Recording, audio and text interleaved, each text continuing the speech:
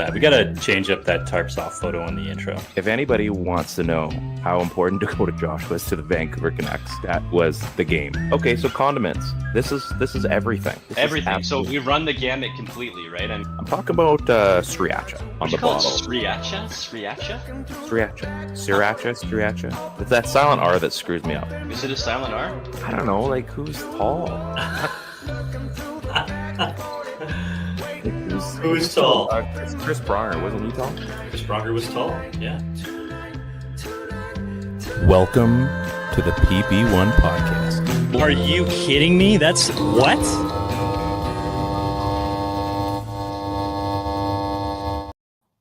Seven.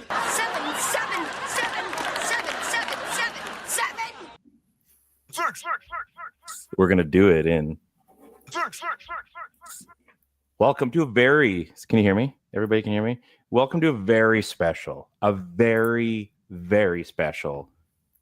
podcast. I'm here with my boy T3 Teddy Wong. I'm Ryan. It's PP1 podcast on the Area 51 Sports Network. Intro song. Let's get an intro song. Jesse Roper, Two Wolves. He's going to be on PBS in like November or something. Mm-hmm. There's some special. I cannot wait. I'll be seeing him live. Cannot wait. Obviously, check out our show. We are going to pivot tonight. Very fitting. We had the 777 thing. We are going to pivot tonight. We will talk about hockey, but not very much of it. Canucks had a tough one against the Rangers last night. Quinn Hughes is hurt. Petey's looking good. But, the Canucks, they're kind of right here. And there's a team that the rest of the country has unified to. And they are now one win away from something that it only took 32 years to get to this point. I was 10. You would have been 12, I believe. Yeah. So it's been a minute. The Toronto Blue Jays are one win away from winning their third World Series championship. Third time they've been there. That's pretty good. It's pretty good clip rate. I know Grant's probably not enthused that we're going to make this more of a Blue Jay show tonight. I love that Grant is just such a legit Dodgers fan too, right? Like he's not some guy. He's not just some guy hanging around being like, I'm cheering for Team USA just to be that guy. It's not. It's not that at all. He's the guy is a legit Dodgers fan. He had a great reel the other day. It was just like this picture of his head, right? And he's like this, and then like all of a sudden he brings the camera up, and it's like you see for the first time that he's a Dodgers fan. Yeah, so, love that. Pretty impressive. We have a super special guest, and I've been asking him, and this is probably the most fitting way to get this guy back on the show. I do think back to the interview we had just over a year ago. We were talking about some guy, or a couple of years ago, John Schneider. We were talking about the one. Oh, look who it is! I love this. This is the only guy that I want on this show tonight. We went a little bit later than normal. Everybody, if you don't know already, this guy is so legendary in all circles. He basically is a man of. He's like an 8-tool athlete because he cuts hair. You still do that? Let's go. I do. I cut my own. Unfortunately, I cut my own. Oh, well, I don't think I trust myself to cut cuts my hair own. And can do 8-bit art. So we're talking about Rob Fay. This guy, legend of the show, legend of our show. This. Oh my God! Wow. There we go. Impressive. I should have given you impressive. I should have given you some more notice. You could have, bucked out those rings for the show, maybe. But one day. Rob, first of all, thank you so much for coming on this. It's like literally last notice, and by that I mean 2 minutes ago. Wow. So you're such a beauty. I know your love goes deep to this organization as a whole. We had a chat. I did an interview with you a couple years ago, and we just went through kind of your career, and we chatted about the Canadians, and you talked about the John Schneider thing and how you thought he was just like the perfect guy to come up. He knew this organization. He was a straight shooter, and like he was like a player's coach. maybe talk into that quickly. We'll get into the fun stuff in a second, but maybe we don't know enough about these stories, right? Like that's definitely where the good stuff is. Yeah, so my first encounter was with John Schneider in 2011 and the Vancouver Canadians, who had been affiliated with the Oakland Athletics. Every minor league baseball team, for people that don't know the inner workings of minor league baseball, there's an association with a parent club, a major league affiliate. So we in Vancouver for a long time had been with the Oakland Athletics. And then in 2011, it was kind of like winning the proverbial lottery as a Canadian team when the Blue Jays all of a sudden signed a PDC, a player development contract. So, the first time that I met the Blue Jays, it was Alex Anthopoulos, it was John Farrell, it was Paul Beeston. And so hosting the press conference at Nat Bailey Stadium in Vancouver, they kept saying to me, they're like, man, you look like this coach that we have down in Dunedin. His name's John Schneider. Hopefully one day you get to meet him because you guys look similar. And at the time, we had a little similar likeness than we do today. But I met him, and within 5 minutes, he was just like, man, everybody keeps telling me I look like the guy in Vancouver. And I said, oh, same for me. And we hit it off and became really good friends over the course of the season. And one of the things that I learned from John is just be real with the players and be real with who you are. And I had seen a number of different coaches and managers over my time with the A's. So to all of a sudden see this really young guy, a catcher that was in the system for, I think it was like nearly a decade before they flipped him over into the managerial position. They believed in him since 2001 when he started and when he got drafted by the Blue Jays. So this is a lifer. This is nearly 25 years in the game for John Schneider. So you watch him go through the highs and lows of minor league baseball. It's not glamorous at all. And then all of a sudden you find out that he's going to the bright lights of the major leagues and he's replacing Charlie Montoyo. And the big knock on managers at the major league level is, well, he never played at the major league level. So how can he dare manage a major league roster? And it comes back down to one thing, and it's what kind of a man are you? And I think that's what really won the organization over and eventually won his roster over is he took his lumps, but he never blamed anybody else. He never said that it was anybody else's fault other than him. Very catcher-like mentality, and I think he won the room. So yeah, has he made some, at times silly decisions or unpopular decisions? For sure. But from the time I met him in 2011, from the time that he played with the Blue Jays back in 2001 till this conversation, he hasn't changed. He's been the same guy. He's evolved professionally, but the man is still the same. He looks, we've been chatting about this in the group chat. Our group chat has evolved in the last couple of weeks, that's for sure, since probably the end of the regular season. And we've become a little bit closer friends, even though we're all on the same ball team. We've just been talking, like you watch John Schneider, and I said this to my wife the other night too, whether they've been up 10 runs, down 10 runs, down 3 runs, up 2 runs, he doesn't change. Like his mannerisms, like you couldn't tell. If you just turned the game on, you wouldn't know what the score is if they just showed him first. You'd have no idea that they were 1 win away or that they were down a game or that they're like, he just looked the same, whether they're inning 15 or inning 2. He just is like the same guy, which is pretty crazy. He doesn't have a tell. I bet his poker game's unreal. But, this is the thing. Like, I think when you're a young manager and you're learning the ropes and you've got guys that have won Cy Youngs and been to all-star games and understand not just how to be a major leaguer, but how to win at the major league level. What's the old adage? 2 ears, 1 mouth, or something like that. 2 holes for the ear, 1 ear for the mouth. I mean, I don't know what it is, but it's just like, he's done it right. And what I mean by that is he hasn't come out there and try to be the story. He lets his players do the talking. And I was on a show the other day, and I remember saying, somebody said, what makes him a good manager? And I said, well, a manager will always say what makes a good staff. And they cut some dead wood in the offseason. They went and they got a different hitting coach. They went and they, tweaked a few things and said to the front office, like, listen, you've got to let us make the calls. We can't just strictly go by analytic. And, that takes a lot of guts for a guy that's only a couple of years into this. But all of those things really came back down to one thing. He loves the eye test. He's got Don Mattingly. He's got, he's got Walker, pitching coach, MD. He's got all kinds of guys in the room, but they have to be on the same page and they have to have the same buy-in. So that's what you saw this year, is a team that went from worst to first, not just because they dumped the analytic, but because they started to say, listen, clubhouse chemistry, especially in baseball, when you're together for 7-8 months a year, that counts for something. And you're seeing it right now because everybody on this 26-man roster feels like they can contribute. I look at the Dodgers, and it's Ohtani, it's Betts, it's Freeman, and then it's a couple of cast-offs. And I say it with all due respect. They're the defending world champs, but it's a really front-heavy team.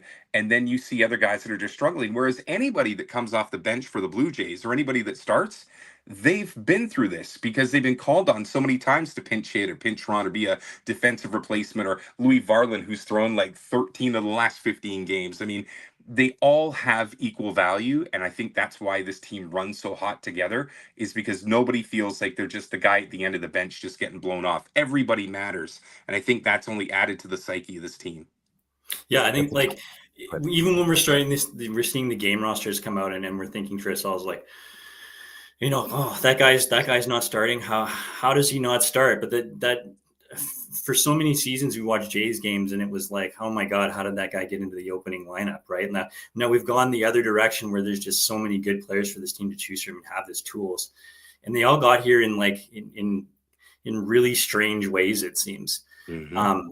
But do you have a move that you like best that went on this year that's really sort of galvanized this team or been the piece that could potentially put them over the top? Yeah, I think the load management, and it's not a term you always hear in baseball, it's more a basketball term, but the load management for Alejandro Kirk and Tyler Heineman, who's been his backup catcher, I think is the unsung hero of this team. And you can talk about the stars and what George Springer did this year and what Vladdy was able to do and the emergence of them getting past some pretty key injuries. I mean, let's not forget they lost Springer for a good chunk of the season. Bo Bichette's been hot and cold. But the fact that you can call on a guy like Miles Straw, the fact that you can get a Davis Schneider leadoff home run tonight, the fact that you can go to your backup catcher who had one of the, I think at one point he was hitting well over 300 for this team. I mean, they have been able to, I don't know how to say this other than they've just gotten the best season out of everybody all at the same time. Yeah. And when you look at this team early on with the Ernie Clements, like you talk about a story that kind of defines this team. This is a guy that was a cast off from the Athletics, who basically hires anybody. But sometimes your scouting doesn't get appreciated. And the fact that this organization right now can identify the fact that, you know what, Shane Bieber's coming off of Tommy John, and he's only had a couple of rehab starts in the minor leagues. But you know what? Guarantee you this guy's got that look, and he's going to be a somebody. Like when we got Shane Bieber at the deadline, I don't think a lot of people thought that he'd be shoving in Game 4 of the World Series. But those are the things that you really have to tip your cap to the front office and the coaching staff to say, you know what, there's a couple of chances in there, whether it's an Ernie Clement, whether it's a Davis Schneider, who was, dabbling around in AAA and wasn't sure if he was ever going to get the call back up, to a Shane Bieber gamble. I think this team has just been able to find an incredible amount of chemistry. And I think at the end of the season, when we finally get to decompress from it all, I think we'll realize just truly how unique this season was. I think you look at, we talk about this, I think the last couple games and we all have our group chat, I find, right? And we've been talking about like the Jimenez, the IKFs, the Straws, the 7, 8, 9. And you look at how this team is constructed, and you bring up those great points how, like, obviously on paper, the Dodgers, the star power, there's Hall of Famers right through that roster, right? And they're dangerous players. They are. However, as soon as you get past that 6, and that's a tough 6 to get past. Mm-hmm. And you're looking at a few guys and you're like, yeah, they're major league ball players and they're on the Dodgers. They're the defending champs. But could you rely on any one of those guys to be game changers? Like we found out Jimenez, like I go, Jimmy, every time now. Did you think that he had back-to-back 2-run bombs in him to be a game changer? Like when the big guys aren't doing it, we've talked about the Canucks about this for years, but the big guys, if they're not necessarily going on this Blue Jays team, they all go play small ball, and then everybody else it's by committee. You might get a bunt here. You might get, a sack play here, or you get a random hit. Like they've been hitting doubles, like they're, buy one, get one free. Mm. And it just seems like it doesn't matter who's on that roster. Like the Davis Schneider thing today, I love me some Davis Schneider, but I'm like, that seems to me like a really tough call. Like, and I get the matchup, and I'm thinking like, are you sure you don't want Luke's in there? Like, you're feeling it, and then I'm literally a minute from my house, first pitch over the wall. I am not even in the driveway. Vladdy hits his on the third pitch of the game, and I'm thinking, okay, everything I thought is wrong. This game is completely changed now, and now we're just waiting, not for the shoe to drop, because this team is just so resilient. You're just like, who else is going to do something crazy in this game? The wild pitches, like Addison Barger, big fan of Addison's in this house. My oldest daughter's Addison. We're now we're an Addy fan in the month of October, that's for sure. Because it's another guy that you're thinking, like, where was he a year ago? He wasn't. Yeah. But what's interesting about it is all those pinch hits and all those platoon options in June, July, August, they come to, fruition in the postseason. And, you look at the Dodgers and you look at the bottom of the order and how they were just trying to figure out who they were going to hit 8 and 9 tonight. You don't have that problem with the Blue Jays. If anything, you're wondering, which of the 3 or 4 options they have on the bench are the most likely to come in and contribute, not just kind of be there as a placeholder, but actually do some damage. And I think that's what's made this team so enjoyable to watch, is there's a lot of people on that roster that I think fans can relate to. And it comes back to the construction of rosters. And I think there's going to be a lot of teams out there that look at the Blue Jays this year and say, boy, we need to tweak, because I can't speak enough about David Popkins, their new hitting coach. He came over from Minnesota. This might have been their biggest offseason signing, with all due respect, because he changed the philosophy of what type of a team they were trying to be. I don't think they really had much of an identity last year, which is part of the reason they struggled. But what I will say is this.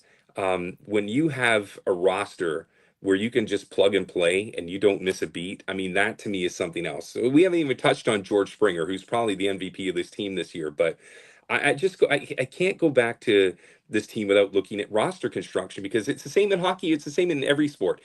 What would you rather have, 2 A pluses and then a bunch of C minuses, or do you want a bunch of Bs and B pluses? And you can have your stars like a Vladdy and maybe Bo's 1 tier down or 1 tick off that. But the fact that their B and B pluses are plentiful is a really big telling card, because I think there's a lot of teams out there that have a Juan Soto or have a Francisco Liriano, when you think of the Mets, but that drop off after that core is significant, whereas the Blue Jays don't have that. So again, you can have A's and C's, or you can have a bunch of B's, and right now I think the Blue Jays are proving that those B's are pretty handy. And they've tried the A route, right? Yep. Like, Ted, you and I remember, those are, well, I guess I was out of the Jersey City days at that point, but they've tried that route where they've had the Donaldsons, the Tulos, and the R.A. Dickies. And those were nice rosters. They were, warms my heart just thinking that it was that close. And yet, in a completely different way, this team is just so much better. So much better. Ted, you had something you were going to say there. Oh, no, I mean, you were just talking about, like, it's almost, other than tick 1 and tick 2, right? That it's just this roster of of B's and B pluses and stuff, right? And then sort of relating that to hockey, it's almost like that Las Vegas roster build, right? It was, they got to pick from such high quality players. Nobody was the best at almost every position, and it was like they brought in and basically built a roster of B's and B pluses, and that was top to bottom better than having 2 or 3 A's and a bunch of C's. Like, and then that's not something that the NHL can just go out and copy as a roster, right? It seems more difficult for them, but it is something that can happen in the MLB, and it's kind of exciting to think that other teams might make the way that they're constructing their rosters for how this Jays squad is built. So I'm going to throw a couple of names at you, and then I'm going to tell you why they're so important as signings. And I think, Max Scherzer, I had a couple people text me when they went and they got him, and they said, man, do you think there's anything left in the tank? And I said, you know what? Well, that's hot and cold. Shane Bieber, obviously, I've already mentioned, a bit of a gamble coming off of Tommy John, but at the same time, it looks like it's paid off. I look at those 2 guys. I'll stop there. There's a few others that I could add, but just those 2 guys. Then you bring up a guy that pitched tonight at Trey Savage, and you think to yourself, well, why is this guy having success? In addition to his mechanics and in addition to his overall awesomeness, the fact that you were able to bring up your blue chipper and have him just kind of marinate amongst Cy Young Award winners like, again, Shane Bieber, and then you think of what he's able to do around Max Scherzer and Kevin Gossman. I mean, you can't buy that kind of opportunity. So all of these guys were brought in for different reasons. Was Sergio ever going to go 10-1? Of course not. Was Shane Bieber ever going to make 20 starts? Not even mathematically possible. But the fact that they've been able to not only get content from them, but also bring up their blue chipper and have him learn at the learning tree from these guys you can't quantify it in a payroll. But I promise you, you don't get that kind of a start tonight from Trey Savage has he not been around those guys for the past month or so. And he's still learning himself too. Yeah. Like he kind of talked about, his start, and it was kind of funny. He goes, someone had asked about like his paycheck. He's like, yeah, really excited to see whenever that drops, that playoff paycheck's like, I'm making more than he is right now. So it's kind of funny that he hasn't even let it sink in of what this actually is. Like he's almost too naive at this point to know that what he's doing, like we're all seeing it and he's aware of it. But what we're all seeing is like this thing that makes no sense. And every strikeout tonight was just another beauty, another whiff, and these are all MVP caliber players. These, half of them are Hall of Famers, and just effortlessly get struck out over and over and over in the biggest stage. This isn't the ALDS. This isn't the wild card. This isn't the ALCS. Like, this is the scary times. This is where, like, you can't afford a loss. Mm-hmm. And well, by the way, don't cry for Trey Savage. His signing bonus that he got just a year ago was just over $4 million. So he's not the slightest wallet on the roster, but I think his prorated for this year is like $57,000. If they win the World Series, he gets a $325,000 bonus, which I think will help. But that signing bonus that he got back in 2024 is probably good enough to retire his parents already. When is he eligible to sign his deal? Like, because is it a 3-year? How does that work out? What's his? Yeah, he's got a ton of controllability still, and that for the Blue Jays has to just be like Christmas Day every day that they wake up and see this guy pitch. So the fact that he was drafted in 2024, I think they've got, if anything, 3 more full years of service from him before they have to start worrying about the bigger picture. And that was one of the things when Vladdy first came up, if you remember, and this is going way back and ripping off a Band-Aid that probably doesn't even need to come off anymore, but that was why they manipulated Vladdy's service time so that they could extract that extra year. They gambled the opposite way on Trey this year. They brought him up. They started the clock, but they started the clock because they just thought this guy was that damn good. And I promise you, if you're willing to start a half year early and get what they've gotten out of him this year, it's money well spent. I mean, he's going to get paid. Oh, if he stays healthy, is he going to get paid? But at the same time, that was a gamble that the Blue Jays were more than ready to make because, again, Barrios was hurt. You weren't sure what you were going to get out of that back half of the rotation. He's completely changed the look of this organization. Like, if they don't get you Savage heading into the postseason, they're not in the World Series. Like, they're not there with Bassett. They're not there with Barrios, or insert Eric Lauer here. They needed... I don't think anybody in their wildest dreams would have ever thought that their ace would have been the guy that they called up from Vancouver. They might not even made the ALCS realistically. Yeah.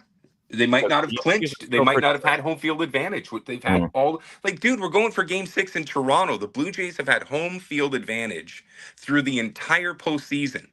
I mean, I don't think we get past Seattle if Game 6 and 7 are at Safeco or T-Mobile or whatever it's called. But it's surreal how the stars have aligned here. It's crazy. Like, Rob, was this a plan that Savage was going to make his way in, or like did they think that all along that this was going to be just an ace in the hole that they were going to have, or was there like a specific time where they were just like, holy, this is like Halladay level start stuff? Well, let me put you this way. I was in Vancouver for both Syndergaard and Stroman. Syndergaard was 2011, Stroman was 2012, and those were considered blue chip prospects, like through and through. Like, you knew that those guys at some point were going to be major leaguers. Even with the best case scenario, like Stroman, who came out of Duke and was nearly ready for prime time, he still needed a season or two before he got up to the major leagues. In all of my time covering minor league baseball, not just for the Canadians, but just even looking around, I can't remember a pitcher, like a non-position player, that has just shot through the system as fast as Trey Savage. But when he came to Vancouver, they were like, you better see him for the start or two that he's here, because he's gone. And next stop is New Hampshire. But usually AA is where a blue chipper stops and starts to find some friction. This guy got through AA and AAA and his first major league start and his first playoff start with no break all the way through. And I mean, like, no break, all gas. Yeah. Right from the start. And that is so surreal. And that's why I said at the end of the season, when you start to decompartmentalize this season, you're going to look back and say, sure, Vladdy got hot. And yes, Ernie Clement hit 500 in the ALDS, but they don't have this 22-year-old starter. They're not winning the World Series. This, to me, is the greatest story of all of the crazy stories that we've seen from the Blue Jays this year, because you need that one guy to galvanize the front end of a rotation. And Kevin Gausman's a nice piece. And you look around at all the other pieces that they had, Scherzer maybe, Bieber maybe, Bassett maybe, Barrios maybe. The fact that they got you Savage, who could give you 2 starts and, dare I say, a game 7 inning or 2 if they need it, you can't write that. Like, it's the most incredible story I've ever covered in baseball, and that's saying a lot. So, Rob, you've kind of had I've been following you as much as I can. I haven't been on the X or Twitter or whatever you want to call it the last little while. Maybe can you kind of bring everybody up to date for our followers, our listeners? Because, I mean, again, you're a big part of what has helped our show. Like I said, if I could, I would have you on every single week, because I mean, just as a person, you're so fascinating. The things you've done, the areas you've covered. Obviously, when 1040 went down, like, the resurgence there, all the different things. I know that you kind of got involved with the Canadians again this year. Am I correct? Can you maybe fill everybody in on that? Please. Yeah, so I left during the pandemic. They had to play a season in the States, an entire season down in Portland. And I had a kid in grade 12, a kid in grade 11. And I was just like, I cannot leave my family for 6 months. So it was probably the right time to step away. So I worked at CKNW. I started a wrestling promotion. I did everything I kind of bucket list wanted to do, just to kind of have some cool transition period time. But this past year, I think it was January, February, the Canadians had lost their president to a different organization, Andy Dunn, and they had lost their assistant general manager to a job down at George Brown in Washington. And I just put the feeler out. I was just like, hey, if you ever need a guy in the background to come help you out, just let me know. And lo and behold, they took me up on it. So I've been back with the organization since, I think, February. Got through my first season. It's not broadcasting, which is kind of a new wrinkle, if you will. So I took on the director of sales and marketing, which has been awesome, focusing on the team merchandise and the look of the organization. And I think it's been great. It's the 75th anniversary of the stadium this coming season, which is really fun because you get to be really creative. But I just wanted to be around baseball again. And when I got back to the ballpark, it took a while for people to not think of me as a broadcaster, but we've got a really good one in Tyler Zickel and Chris Georges as well. And I've just transitioned into the next phase, which is just kind of selling tickets and hats. I call myself the director of hats, which is, a pretty good title to have. Yeah. So, I mean, speaking of hats, it's just fun to be at the yard again. Speaking of hats, shout out to my business partner, Luke. He likely isn't watching because we're a Canucks show primarily, and he's an Oilers fan. But he did do some legwork for me and Ted yesterday. We have our World Series hats. This is a big deal for us because, we haven't had a Jays World Series hat since I was 10 and didn't really have. I've accumulated them in different colorways, just not in the way that we see now. And to me, this is a big part of this run as well. We all knew if they got there, the first thing was, we're going to get a hat. We're going to be part of this in the coolest way you can be as a fan. And I think it just, when you're selling hats, and Ted and I have done it for years as well. And, I rocked my Canadians hat the year they switched over to the C with the baseball. Yeah. I got one of those when we were still living down there, and I think we grabbed like a Sunday game, and the wife and I think it was a 14-inning affair. That was the same week the All-Star game went 14 innings as well. So we saw 28 innings of baseball in 3 days. It was rough, but as we know, but selling hats ain't a bad thing. And I think if anybody can do it, Rob, I'm sure you'll be able to sell a few extra, knowing that personality. Well, first of all, thank you guys. You guys are the best. I always love coming on. I have to show you my dilemma. So I'm actually boarding a plane shortly to go to Toronto for Game 6, and hopefully not 7, but if there is a 7, I'll be there.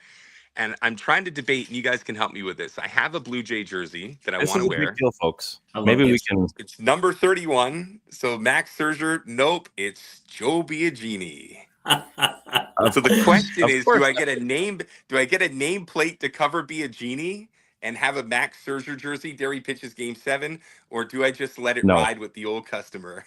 Be a genie, man. Dude, when it comes to jerseys, unless you just absolutely have to, you keep the obscure original because you're going to be the only one that has it. Dude, Yeah. I'm the only Biagini in the stadium for sure. You stay be a genie. I have a Canucks 40 jersey, and it's got LaPierre on the back. So Nice. yeah. Well, That's what it is, right? You end up with a weird jersey like a B Genie or a Lapierre. I mean, it'd be really fun to have a Lappy jersey, if I'm being honest. But I mean, and that's whatever happened. That's what was that you were into during that era, right? And I don't think you should be erasing any names, man. I think that every time you put that jersey on, you should remember when you got it, why you got it, and where you were. Yeah, good man. I remember I've got friends to this day, actually, and our kids now, or did play on a soccer team together. And him and his other buddy, they got a Brandon Reed and Trevor Letowski. They both got jerseys crested at the same time. Wow. And we still joke about it to this day. Like, oh, yeah, it's still in the closet still. And I'm like, I still remember because nobody, even at the time, was asking for it. They're like, let's get something different. I said, you did it. You got it. So, I mean, it's right in that ballpark. I mean, I've got a Jarkko Ruutu Finland jersey. I have no business owning that. So my Game 6 jersey, which I'm wearing on Friday night, is Joe Carter signed World Series jersey. I mean, you got to rock the Carter jersey in Game 6 in Toronto in case you, dare we say, have a walk-off home run again. But first off, that's amazing that you have that. Second off, normally I would think that it's sacrilege to wear an autographed jersey out in public, but like literally this has to be worn to that game. It's an absolute must. It has to happen for Game 6, yeah. That is so wild. So obviously the organization is sending you out, I'm assuming? Nah, man, my own dime. And it's funny because I've been going back and forth with John Schneider, manager of the team. And that was my next question. So fun fact, he after they punched their ticket to the World Series, I was in Japan. I was on a tour bus with my wife. That's right. I've been going to some destination. And he FaceTimed me, and I was just like, there's no way he's calling me right now. And so I got it on, my wife recorded it, and he's just like, we're going. And I'm sitting there in Japan, and I'm like, holy shit, this is the greatest thing ever. And so he's like, you coming? And I'm like, you goddamn right I'm coming. And so I booked my flight literally on a tour bus in Japan for games 6 and 7. And I just had a feeling that they weren't going to roll over easy for the Dodgers. Many picked the Dodgers in 4 or 5. And I said, if this gets back to Toronto, man, I got to be there just in case. Little did I think that they'd be going back to Toronto up 3-2. So this is just like, if they lose, no problem. If they win, it'll be the greatest weekend I've had in years. But just to be there, you can't. Last time I was there for the World Series, I was 18. So this is what a time in your life that one. Can you imagine being 18 and watching a World Series win? Like, what could be better? Dude, I moved out to Vancouver in '94, so I just watched 2 straight World Series. I moved to Vancouver, and the Canucks go to the Stanley Cup. I thought I could do no wrong. Everywhere I went was like championships. Boy, yeah. So little did I know I'd be 50, and this is the next time that I get to see a World Series in my city. So I don't take it for granted anymore. So what's that relationship like with John Schneider? Like, I mean, if the dude's FaceTiming you after, like, I don't know how many people he FaceTimed after that, but I wouldn't necessarily, if it was me, I wouldn't, there might be a handful of people that I would be making that phone call to or FaceTime now that we live in this world. Even more like, personal. what is that relationship like? Oh yeah. Like that's gotta be something different there. Yeah. It's more than friendship, I'm sure. It's interesting.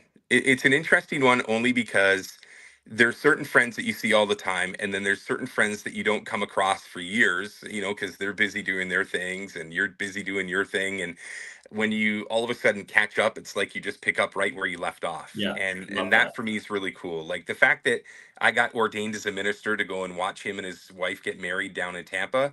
That was a really special moment. Yeah, I was the guy at the altar with John Schneider as his wife walked towards him. Like that was. We picked the best person to be on this show. Well, for this, yeah, but he's just one of those guys that you never forget and never forgets you. And so again, I'm I'm in Japan doing my own thing. The last person I think I'm getting a call from is him.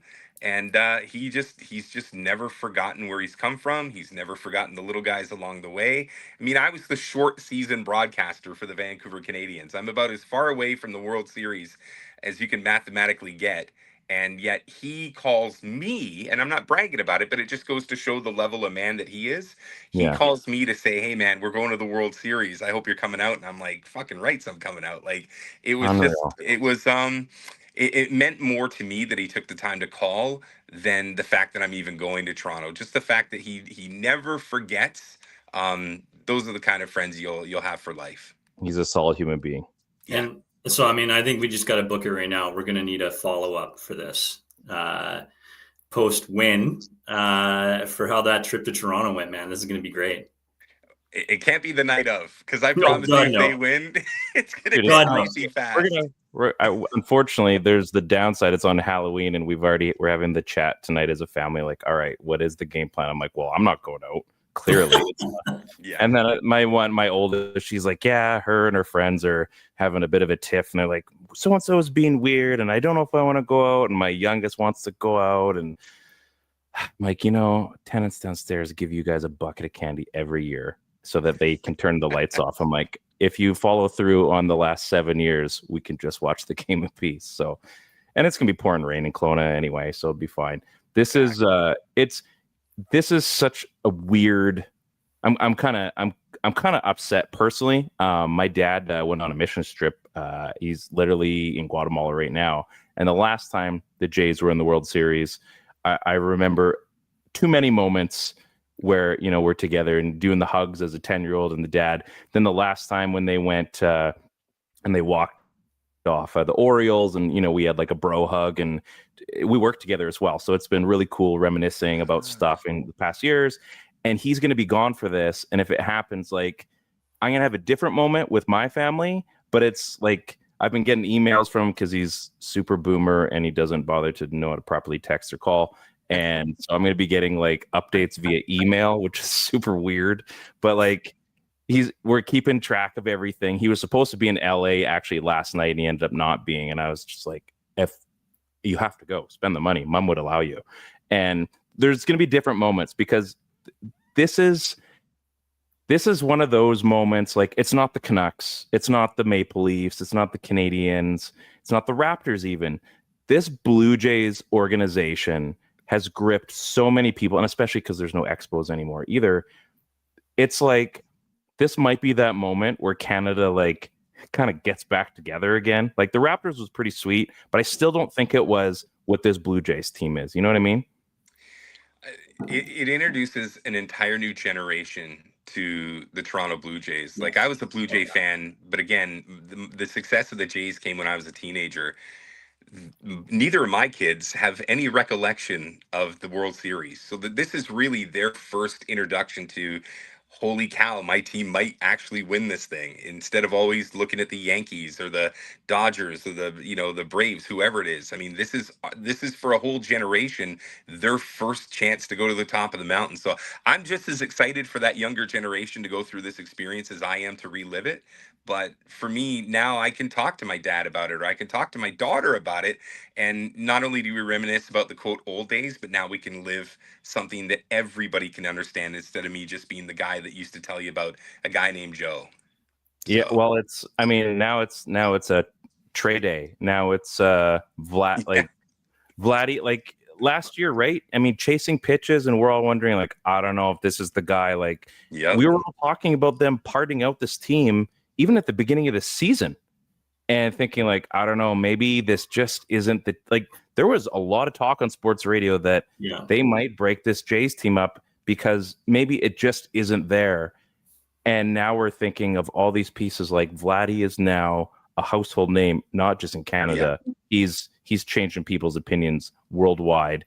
We're finding out Trey Savage, dude's going to be a household name in the MLB, hopefully for a long, long time. He's and then you're getting, he's just like, I was driving home tonight, and I'm like, that when you literally have to pinch yourself sometimes, because you're thinking like, this does feel too good to be true. And I'm not saying it's over yet. This is going to be a tough Dodgers team to beat. But at the same time, where they're at currently, this has been such a wild ride. It just doesn't feel like it's actually happening. And I think because we're so used to being defeated all the time, that something this good it doesn't feel like it's possible. I was thinking about this right at the end of the game. I'm curious to know if maybe the pressure's off now that they're leaving Los Angeles and that the Dodgers on the road will actually be able to exhale. It's kind of sometimes when you've got that long homestand and it's not going your way, you just want to get out of Dodge as fast as you can. Totally. And I'm very curious. They've got their ace going in Game 6. I mean, Yamamoto, everything that Savage did tonight, we've seen from Yamamoto in this series, and he's not going to change at all. And if they somehow find a way to fandangle Game 6 in Toronto and exhale, I think all bets are off, and then it's just let the best team win. Yeah. And you talk about you always worry about, then you got these guys coming out of the bullpen, and it's all hands on deck from a pitching perspective. This is where stars are made, and I still say the best player, on either team is wearing a Dodgers jersey. Like Shohei is still a force, and they've been able to work their way around him. But if it's Game 7, one for all the marbles, boy, they're still a tough team to bet against, especially if they get that win and some momentum. Yeah, Shohei makes things very difficult. Tonight was quite enjoyable as a Jays fan to watch him fan the way he did, to watch his helmet come off. Yeah. Because when he's hitting dingers, I mean, my coworkers who are not big baseball fans, and they're like, he just doesn't look like he's trying. I'm like, I don't know if he actually is. Like, it sure doesn't look like it sometimes. Yeah, I feel like they've done a good job of don't poke the bear, right? Like they haven't really provoked him. It seems like they haven't. He's gotten his shots and some opportunities. Obviously, he's cashed in, but I think the way that they're continuing to strategize, working around him, it's kind of exciting to watch. I think that's what's so fun about October baseball, right? And then the Dodgers counter and have him lead off because they feel that maybe he's going to end up on first on walks. I think it's just such an exciting dynamic of the game, and the fact that there's players, like a couple of future Hall of Fame pitchers that we get to see, and the fact that we've got guys like Vladdy and sorry, I'm blanking here. The fact that we have these players playing in this game, playing at this level, it's everyone at the peak of their powers right now, and it's just so freaking exciting. I can't even get over how awesome it is. If you said that in one postseason we got past Aaron Judge, Cal Raleigh, and Shohei Ohtani, I mean, I might question your sobriety. I mean, that just doesn't happen, but it just goes and speaks to this team. And I will say this, it's great that the world finally gets to see Vladimir Guerrero Jr. I think we all know what he is and what he means to this organization, but I think there's still a lot of eyes south of the border that didn't just realize the magnitude of his game. So the fact that his world coming out party is happening in real time, I think is pretty special. I don't think baseball fans will ever look at him the same after this year again. I humble brag for a few times this season, and we've been talking about the World Series. I'm like, if you could go, would you? And I mean, it'd be great if there's some magical way I could go, and flights were not expensive and all that stuff. Seeing him in the Derby in Seattle a couple of years ago, that was my bucket list thing, 40th birthday thing, and seeing that him and Julio go head to head, and seeing him eventually win it all. Seeing that guy live, and I mean, the whole point was hitting home runs, so that was the best part of everything. But seeing that guy live and how he conducts himself as an athlete anyway in that sort of setting, and how he can make it look so fun to hit home runs, then see him win it all, and it just what that felt like for so many fans at that point, knowing that we have the star. And they've had stars before. Toronto's had some pretty good ones, and then we've had some guys we thought were going to be stars and fizzled out. The Brett Lawries, we've seen some things we thought were going to be big, and they just fizzled out. And then to see this thing, we had Biggio, we had Bichette, and we had Vladdy all come up kind of around the same time. We thought, man, if one of those guys hits, how great would that be? If two, how great would that be? And of all three, then we hit the trifecta. And I mean, we've seen one for sure hit. Bo is a pretty good option, and we're still not maybe sure of exactly how great Bo could be.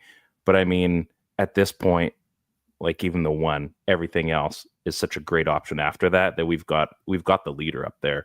And I mean, he's not going anywhere for the next decade.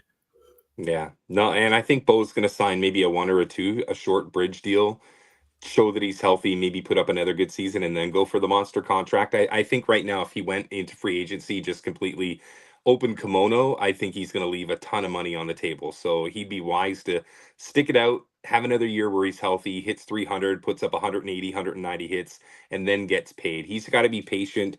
He should have been up for the big contract this year, but the season just, I think there's somebody that would overpay, but I think they'd still be leaving money on the table if they did it. So I think he's going to be a Blue Jay for at least the next couple of seasons. But remember this, boys, before I go, remember this. There's a lot of guys at the end of this season whose contract is up or who's going to be going to arbitration. So this is the lightning in a bottle season for Toronto. Gossman's not getting any younger. Serger might retire after Game 7 if it gets that far. Shane Bieber's going to test free agency, and I think there's going to be a lot of suitors for him as well. So this is that 1 year where I think 2026, 2027 could be a completely different roster. So I'm praying that they get every ounce of energy they can out of this year, because I don't think we'll ever have a team like this again, at least not in the foreseeable future. This is the year that they got to win the World Series. Rob, we're excited for you. We would love to just jump in your suitcase. Enjoy Toronto. We'd love to hear at the end of this. And if you need some test subjects to bounce some ideas off for the 75th anniversary stuff, We've been in the game way too long, man. We'll be ready for you. We'll let you go because you got to get ready for your flight. Rob Fay, everybody, he is an absolute legend. I honestly, personally can't thank you enough. Yeah. I know I say this every time, but I appreciate you so much. Seriously, you're so amazing for your time. We appreciate you, Rob. Have so much fun. Can't wait to see how this ends, man. I will. And like I said, I will forever have the video of you running with your camera. It's the first thing that I ever came on PP1 Podcast. I still remember it. It never changes. Legends live forever, man. So I'll definitely be in touch, and I'll take you up on following up with the World Series chat again next week. So let's talk.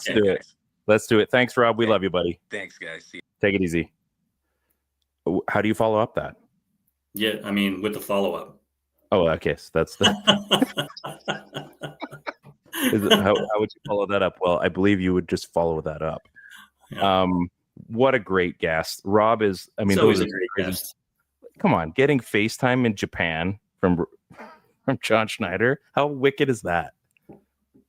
Like, sports is cool, man. Cool. What an interesting dynamic, like, to be able to receive those stories from him who's just so close to him. Like, they're just so close, right? Like, I think that's awesome that that he's cool to share those stories, because we want to hear about it. I mean, he seems like such a cool guy, right? I mean, he's just a dude, and he's just a dude like the rest of us in a lot of ways, right? So I think everybody wants to know a little bit more about them. That's been one of the cool things about this team and this franchise this year, is that every guy has a really cool story behind how he got there, or how he acquired, or what his path was, or, you know, what's his story beyond this, right? I mean, it's really cool stuff, and you know, it's really what's made this series a lot of fun to watch. The pullout coach from Barger, they asked Schneider about that. He's like, we're going to be getting in late. He goes, nobody's staying over. Yeah. Was it Barger? It must have been Barger. It's like, you know, I flew in to go see the birth of my child and come back. Like, that's a wild story during a World Series playoff run. It's such a special feeling, and he's right. I mean, this series is not over. We're flying pretty high tonight. To just come out guns blazing. Like, they have to be. Like, this is still the Dodgers, and do the Jays have the upper hand? Absolutely, they're one win away. But just like every championship, closing it out is the toughest thing to do. Very rarely do you see, you know, it just go over easy. There's a handful of teams that have done it. I mean, the Red Sox did it a few times. You know, there have been some teams that have just made quick work of the championship series. This is not that series. It's been proven that, like, Yamamoto's going in. He's right. That's going to suck to watch, because, I mean, it sucks to see your guys fail. Yeah, I mean, of course, right? I mean, but it is going to be a solid matchup. I mean, the only other thing is that maybe they will just put them away, right? I mean, maybe that happens, right? Like, this team has done a really good job, especially during these playoffs, to be like, no, I mean, we got the dagger, let's do it. Right. Like, and then you're down 2-0. And it's like, let's just put it in gear. And then all of a sudden you're leading the series. Right. Like, this team has surprised me in a bunch of areas so far. So, I mean, that would be surprising and somewhat on par with the way that the rest of this playoffs has gone. If they just did something like, go against the grain and just put it away, just end it. Stay away from that storyline that everybody's sort of like pre-writing for this thing, right? Like, what's been your put it all together? What's been your biggest surprise? I don't know if I want to say the World Series or the playoffs. Maybe the World Series, because I think there's been so many random things that have happened in this playoff run that have led up to this. What would you say has been like the biggest surprise for the World Series for you? Like, and it could be either team. The biggest surprise in the World Series. I guess, I don't know. I really thought LA was going to be better earlier. Like that's such a good team over there. I mean, you got a bunch of future Hall of Famers. These guys are all experienced. They've done it before. I'm surprised at the level of ease that the Jays have handled them in. To the point where I'm saying to like you were saying earlier, you got to pinch yourself almost, right? Like, I don't think anybody predicted that at all, right? I mean, the Jays have been the better team for the most part during this series, and that was a surprise. I really thought it was going to be like a rope-a-dope, you know what I mean? But yeah, I think for me, it's got to be, maybe it's that it's more that the Jays are just playing like the better team, and then it's they can just handle the Dodgers. Who knows? But I really thought it was going to be a little more contested. Not that it hasn't been. But. I was, I was listening to the post game on the drive home, and they brought up how like Mookie Betts has had not a great offensive World Series. He's been good, right? Like, but not great. Whereas Freddie Freeman, I mean, that's the guy that scares me. Like Freddie Freeman, again, I'll say it and say it again. Like Team Canada for the WBC next year is gonna be a fun team to watch. Still dangerous. It's going to be fun. Like the fact that you've got two guys at first base and basically you're going to have one of them DH almost is a good problem to have. I think I was a little surprised that, I don't really know if Vladdy has been quiet. I guess I was waiting for the big moment that it finally happened last game. But I'm almost not surprised about Trey Savage now that we know what we have in him. Like this quick sample size, he's proven so many things already where it's like, yeah, I expect him to be great today. And which is wild to think for a guy that hasn't even pitched 10 full games yet. And we're already saying like, someone said like, what do you guys think of the 2026 opening day starter? Like we're already having those conversations. Like he's already in that conversation. He's already going to be a guy that the entire league is going to have to take notice on. I would say for me, it's probably been actually, aside from the one game, Davis Schneider has probably been a big surprise for me. And I'm take out the home run tonight. He's actually been a better player in this series than I was probably going to give him credit for. I just felt like having Miles Straw and having Nathan Lucas available, like why would you bother going to that third option aside from, in the moment and a better matchup of some kind? And then he goes and proves me wrong, not like it matters. But, first pitch dinger, and now you're talking like, wow, like that's where these matchups matter. That's where all of our second guessing doesn't mean a thing because they know what they're doing. Obviously, but you see a guy where Davis Schneider, used to be the folk legend or the folk hero, right? We had all the fun times when he came up, and then it just like fell right off. And you're thinking like, I don't know, is this the guy you really want to start hanging your hat on in the biggest games of this franchise? Yeah, apparently. To me, he would have been the surprise. So because I look at like Lucas or Straw and I'm thinking, great, I wonder what he's gonna do. Or like Jimmy, the guy's he's good. He's been great defensively, and then 2 games in a row he gets a 2-run dinger, and you're like, wow, so he's good. Like I feel like we're getting surprised like once every game. And not only like the Jimenez thing is great too, right? Because you have him in there to just be a black hole on the infield. Yeah. I mean, that's what you need him for. I mean, we can see how valuable that is in this game, and the last for that matter, with the Los Angeles infield struggling, right? Like, and then you get hits, and not only do you get hits, but you get big hits, important hits from a guy like Jimenez, right? And then a pivotal first base call on a tag out, to tag up. Sorry, like he's been real good, like, and it'll go underappreciated because there's been bigger moments. Yeah. Right. Like that leadoff homer that we just talked about. Think of everything that Barger's done. We forgot about Barger. Even Kirk, right? And how Kirk, it seems like all of these guys, there's been a different dude to sort of step up. And we talked about it during the chat, whose turn is it now, right? And it's the fact that we've seen this from not only Vladdy, but from Varsho and from Barger, and from Kirk and Schneider. Like, that's a lot of different guys who have stepped up at important parts during the season to either tie a game or put the dagger in, where it makes it almost impossible to come back. And that's special. Like, I keep trying to explain to the kids, like why are you, why are you so much more interested in it? It's like it's hard to explain exactly what's happening right now. Like, I can't explain how important it is that this game that's being played between these teams and how this team was built and the characters that are on it. It's and the time that it's been between World Series championships. Some of this shit is like pretty unprecedented, and it's hard to explain to people sometimes how important it all is. And to go from zero, from last to first, basically, right? I mean, to go from the season we had to so this. Many parts in this story are like Disney movie stuff. Mm-hmm. Really. And there's like mini stories in all of it. Yeah.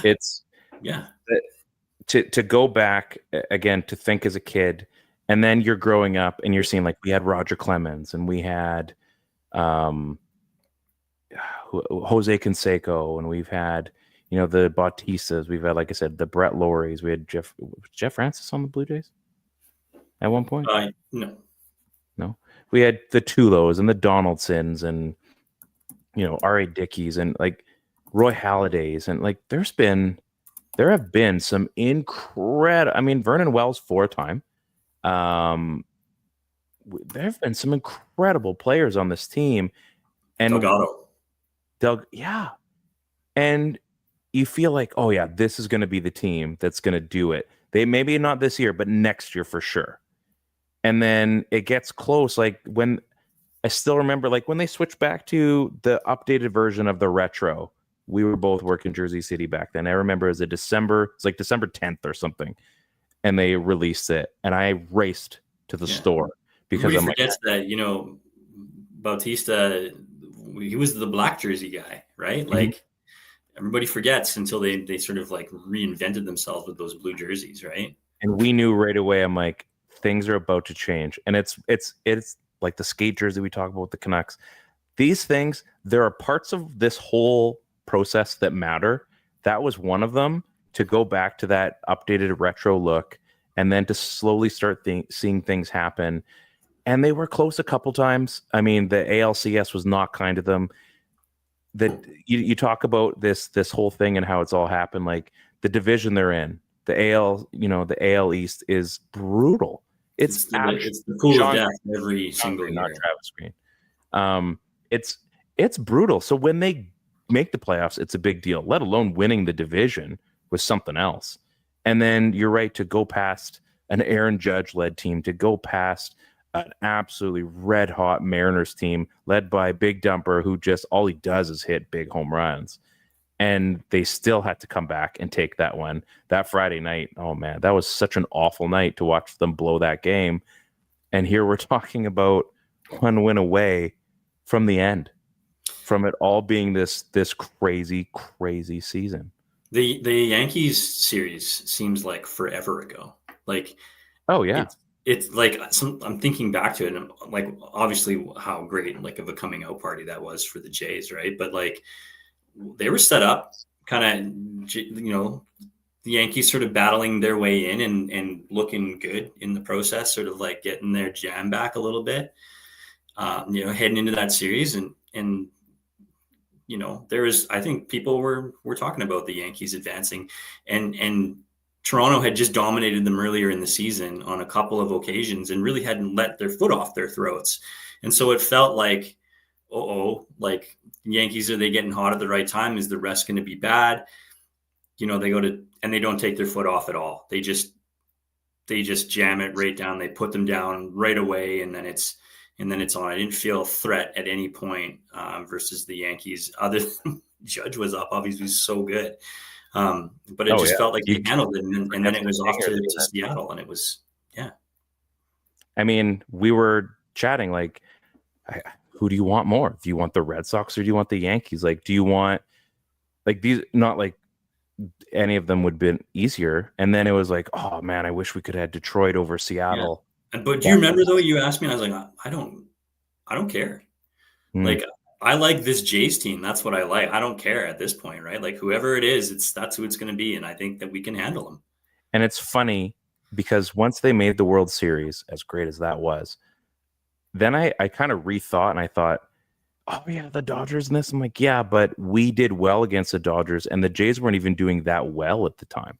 And they didn't have Trey and they didn't have the red hot Kirk and the red hot Vladdy and like, again, the 7, 8, 9 guys just absolutely dominating. And I'm thinking, like, as a team, yeah, it's not going to be a fun series. And it hasn't been. There's been the marathon game and, the way that, that kind of happened, or just the 5-1. Good like, Lord, it was so much fun. It was a blast. I mean, I wouldn't trade people. I know people were stressing, but like, you wouldn't trade that. It was so enjoyable to watch, Ryan. It was so impressive. Like, there was bad decisions. There was amazing decisions to tie the game. There was crazy calls to round the bases, aggressive running. Like the talk there was of there was just some awesome stuff going on in there. And it was just like, even though we lost that game, what a treat. It was just so much fun to watch. And there was so many times. I mean, I remember when I joked, I'm like, we're about to go in the 15th inning. And a couple hours later is when it finally ended. Like, there were so many times you're thinking, oh, they've got to be done by now. Because every time it's like, oh, well, at least they're going through 7, 8, 9 or 6, 7, 8. Yeah. And then it's the inning, like, oh man, now you got to go through Tawny, Betts and Freeman. Like, oh, this is not going to be a good inning. Then they get out of it like, well, at least we Vladdy, Bichette, and whatever. You're planning how that inning is. You're hoping going to go. Yeah. And then, I mean, again, it ended, but then they come back and tie the series. The Jays have looked like they could be in this series again as a real baseball fan and not the homer and not someone that was buying into the Dodger hype. As good as they are, I gave the Jays a totally legit shot. I think any real baseball fan would have said this was going 6 or 7 games because both teams, and they've shown it, the margin for error in almost every game, aside from that first mistake, has been razor thin. I mean, the marathon game was the perfect example of that, that aside from that game, both of these teams have had their moments, and that game was just like, listen, when we're going to go for a prize fight for, 12, 13 rounds, well, in that case, 18, a championship fight, it's just like, it's going to take one play to change it because other than that, these two teams are even. Yeah, and I think if Toronto does put them away on Friday, it'll be in a game like that. Oh, probably. Yeah, like a 2-1 kind of game. Yeah, it won't be some 6-2 bullshit. I mean, it could be.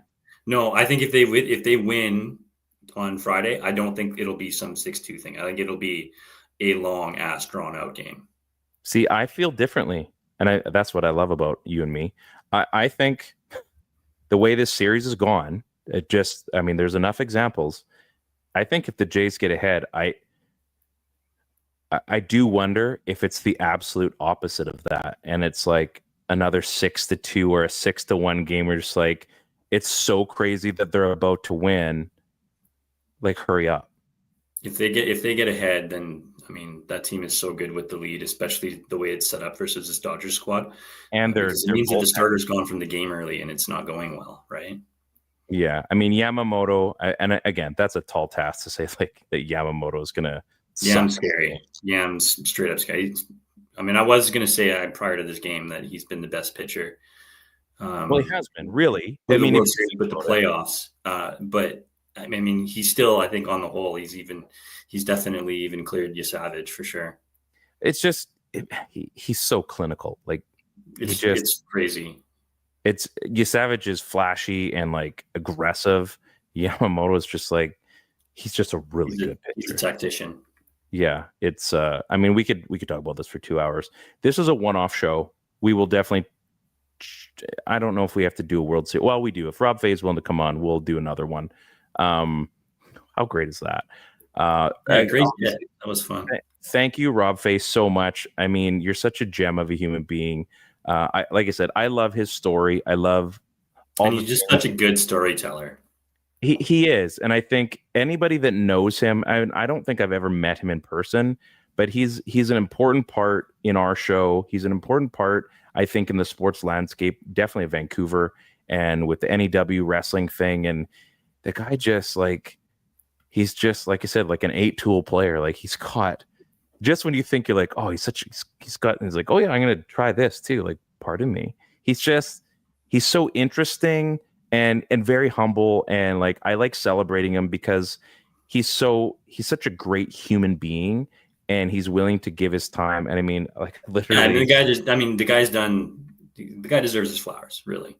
100%. I messaged him, I'm like, hey, because I knew he was in Japan. I'm like, oh, this is a long shot. And he's like, when? I'm like, well, we're gonna go. He goes, I can come in 10 minutes. I'm like, whenever.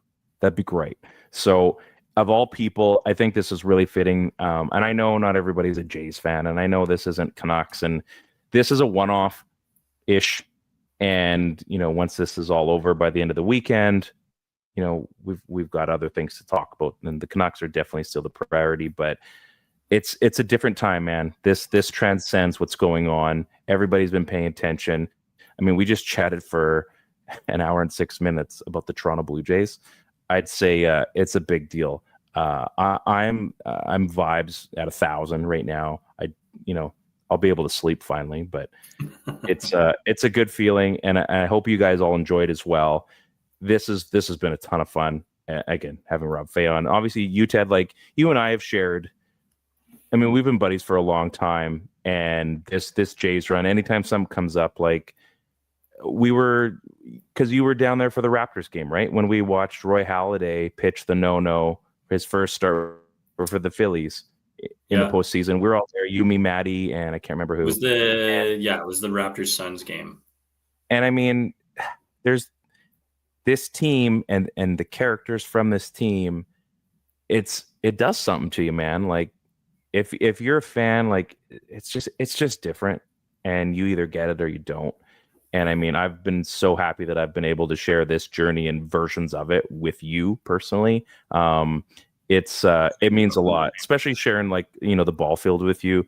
Our stories carry over multiple folds, and I think that's what makes it so much fun, because we share these moments in different ways. And I hope on Friday night Jays go for all the cake, man. I mean, obviously I 100% agree. It's been great. And I think I was hanging out with Christy just early before we came on the show, and she was like, I got conversations in the lineup at the grocery store. People just want to talk baseball, right? And they come up, see the Jays hat and talk about the game. And like, I got time for that. I think that's great. And Christy's like, it's really cool to see everybody seem so friendly, right? Like it's been, it's been like a tough 5 years or so, right? Like it's been one thing after another, right? And so it's really nice to see everybody get on one bandwagon and have something to sort of cheer collectively for.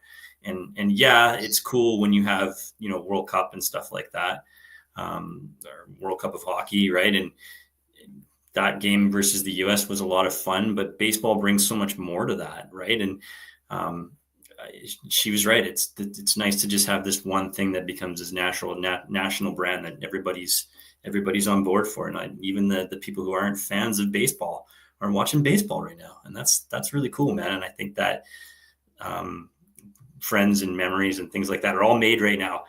It's gonna, people are gonna remember this time 20 years from now if they win, right? And that's freaking cool. We don't see that all the time, especially for Canadians. Yeah, and to see guys like Rob go through the organization, and That's it's amazing. like, how often do you get to talk about the origins stories, right? Like that's why it's so great when the Canadians became the affiliate. That was such a great day. That was such a great day, and knowing that we were going to get a part of that we were going to get to see some of the up and comers. And I don't remember who I would have got to see at the time, but I mean, yeah, the fact that there's been so many greats that have come through, like Darnode and stuff like that. Yeah, it's you don't realize it at the time, and then you think like this is a great year. You would look at a Savage and think like, man, imagine seeing that guy duel for a game and barely try against a ball. You wouldn't even know what you were watching. No, if you went to unless you were like a dude that knew his stuff, you're watching a pitcher and you don't even know what you're watching. No, you're just watching a ball. You don't know, right?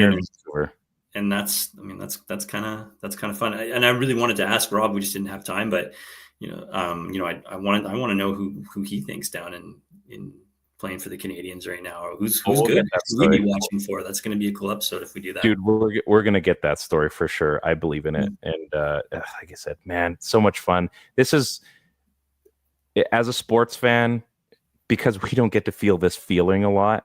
The Canucks one was sure something that, like, it just was. This is different. This, I mean, like I said, we're talking an hour and 10 minutes on the Blue Jays on a Canucks show.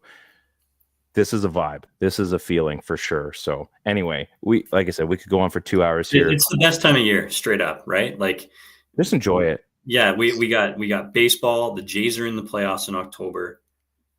The NHL is going.